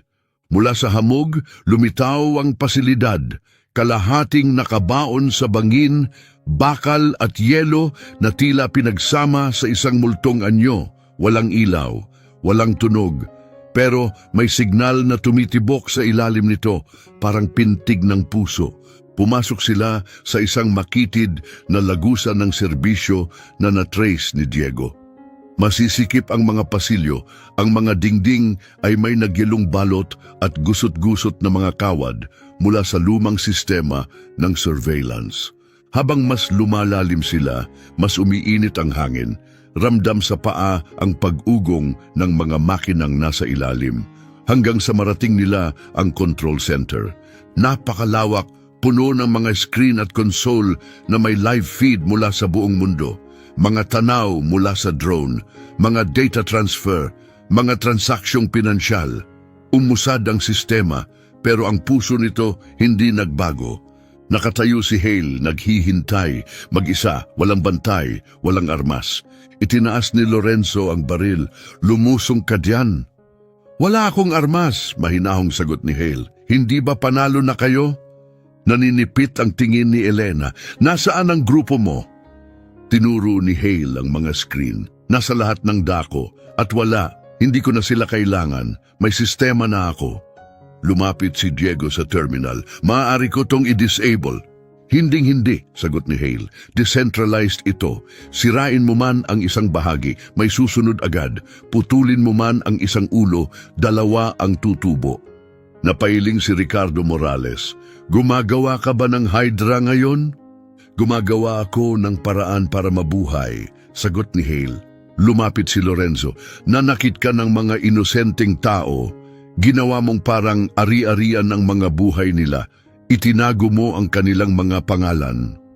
Ginawa ko lang ang ginagawa ng mga gobyerno, sagot ni Hale. Ginawa ko lang ito ng mas mahusay. Mabilis ang mga kamay ni Diego sa keyboard. Tama siya. Paulit-ulit nagkokopya ang network. Nagtagpo ang mga mata ni na Elena at Hale. Kung ganon, bakit mo kami pinahanap? Bahagyang ngumiti si Hale, tila pagod. Gusto ko lang makita kung ano ang itsura ng pag-asa bago ako mamatay. Biglang may narinig silang ingay mula sa likuran, isang matalas na tunog. Tinamaan ng isang ahente, isang tranquilizer dart sa leeg. Sumunod ang isa pa. Ambush! Sigaw ni Ricardo Morales habang umiikot at nagpaputok. Dumagsa ang mga figura, nakamaskara, mabilis at mapanganib. Hindi sila karaniwang sundalo at hindi rin bayarang gunmen. Iba sila, mga operatibo. Iyon na ang huling galaw ni Hale. Hinila ni Lorenzo si Elena sa likod ng konsol para matakpan. Kunin ang mga drive, sigaw niya. Pumutok si Riz, tinamaan ng 2 sa mga umatake. Sumubsob si Diego sa ilalim ng terminal, mabilis na binunot ang mga hard drive at isinilid sa kanyang coat. Nasa akin ang pangunahing data, sigaw niya. Kumilos na, sigaw ni Lorenzo. Nagmadaling tumakbo ang grupo papasok sa maintenance tunnel habang tumatama ang mga bala sa likod nila. Naiwan si Hale, hindi tinamaan, tahimik, pinapanood ang kaguluhan na parang isang manunood sa isang dula. Sa labas, naghihintay ang mga snowmobile sa gitna ng bagyo. Tumakbo sila palayo sa puting paligid, sugatan pero buhay, dala-dala ang mga lihim na pinaghirapan ni Hale sa loob ng maraming taon. Ilang oras ang lumipas, ligtas na sa loob ng kanilang taguan, nakaupo si Elena sa harap ng isang monitor na maliwanag ang ilaw. Isa-isa niyang tiningnan ang mga decrypted na file at hinanap ng mga mata niya ang mga pangalan. Mga bagong pangalan, mga pangalang hindi pa kailanman nailantad. Ngayon, nakuha na natin siya, bulong niya. Bagsak si Lorenzo sa tabi niya, pagod na pagod ang katawan. Hindi pa, mahinang sabi niya, ibinunyag lang natin siya. Ngayon, ang mundo na ang magpapasya kung anong gagawin dito. Sa kabilang panig ng mundo, nakatayo si Julia sa harap ng isang entablado sa Youth Summit. Matatag ang boses habang kinakausap ang mga tao. Nakita niyo na ang katotohanan, sabi niya sa mikropono. Ngayon, nasa inyo na ang desisyon. Ang pananahimik ay isang luho na hindi na natin kayang paglaanan. Ang boses niyang banayad at malinaw ay mas mabigat kaysa sa kahit anong sigawan. Parang ulan ng niebe, tahimik na pumukaw sa panibagong bagyo. At sa isang madilim na sulok, ipinikit ni Hale ang mga mata at bumulong. Tingnan natin kung anong gagawin nila sa liwanag. Hindi nagsimula sa palakpakan, nagsimula ito sa katahimikan. Malalim, may galang, at puno ng kuryente sa hangin. Mag-isa si Julia sa entablado ng United Global Youth Forum sa Chicago, huling tagapagsalita sa huling araw. Hindi malakas ang boses niya, pero nakuha niya ang atensyon ng lahat. Hindi dahil sikat siya, kundi dahil hindi siya natakot. Nang ako'y 10 taon, anya, nakasaksi ako ng isang kakilakilabot na pangyayari. Nagsalita ako, walang nakinig.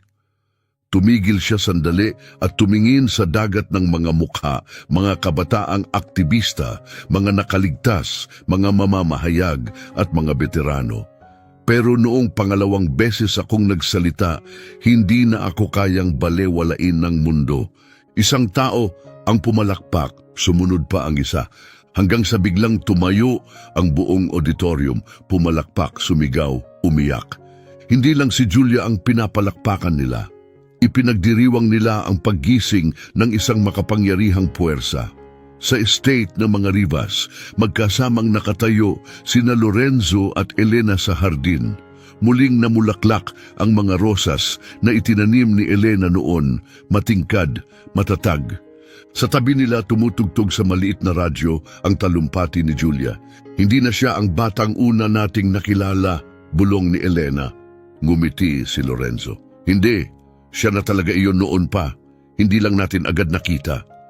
Sa loob ng bahay, abala sina Ricardo Morales at Diego sa kanilang mga computer, ini-upload ang huling mga file.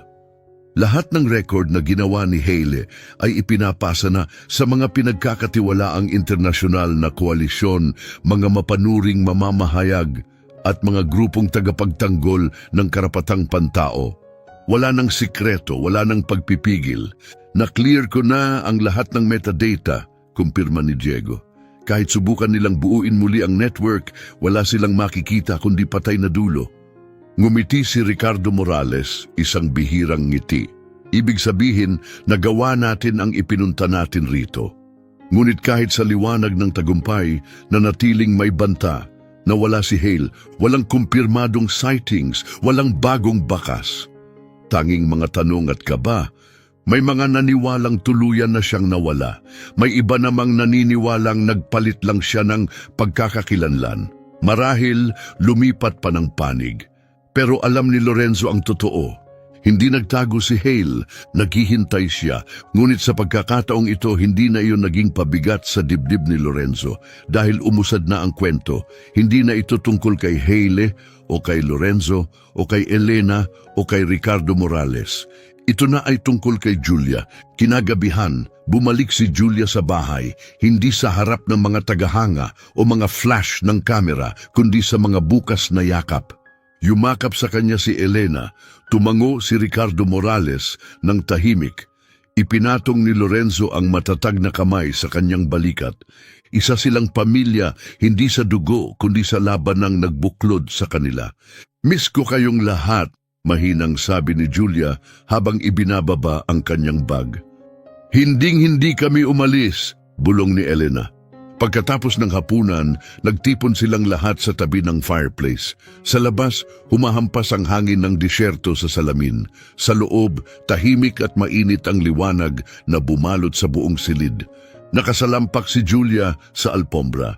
Sa tingin niyo ba matatapos talaga ito balang araw? Tapat si Lorenzo. Hindi, malamang hindi.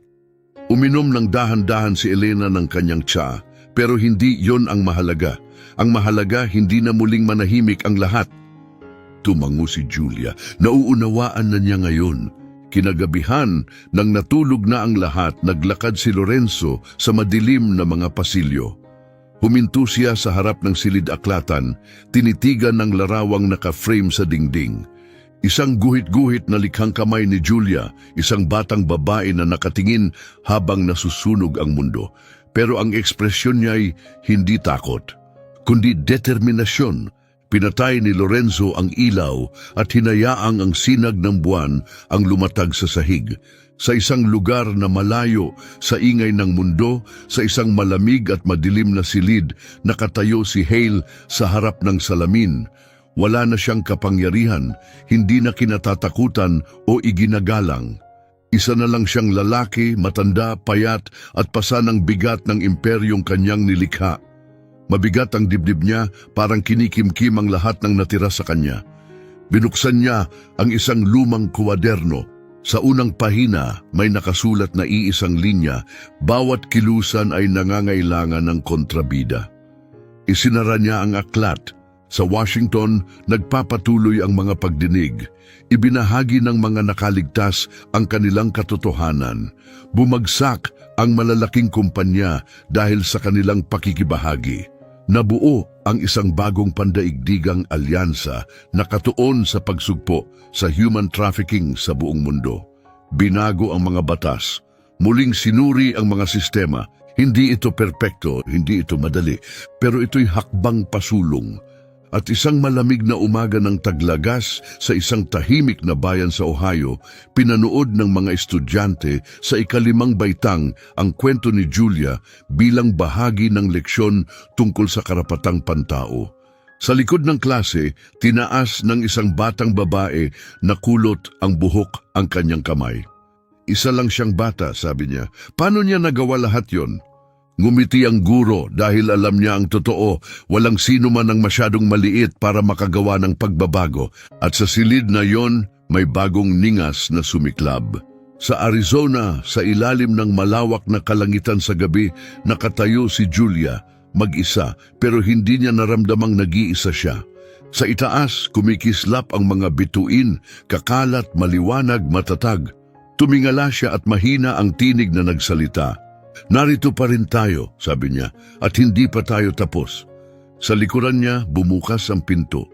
Lumabas si Lorenzo, nakasuksok ang mga kamay sa kanyang coat. Malalim ba ang iniisip mo? Tanong niya. Hindi naman, sagot ni Julia.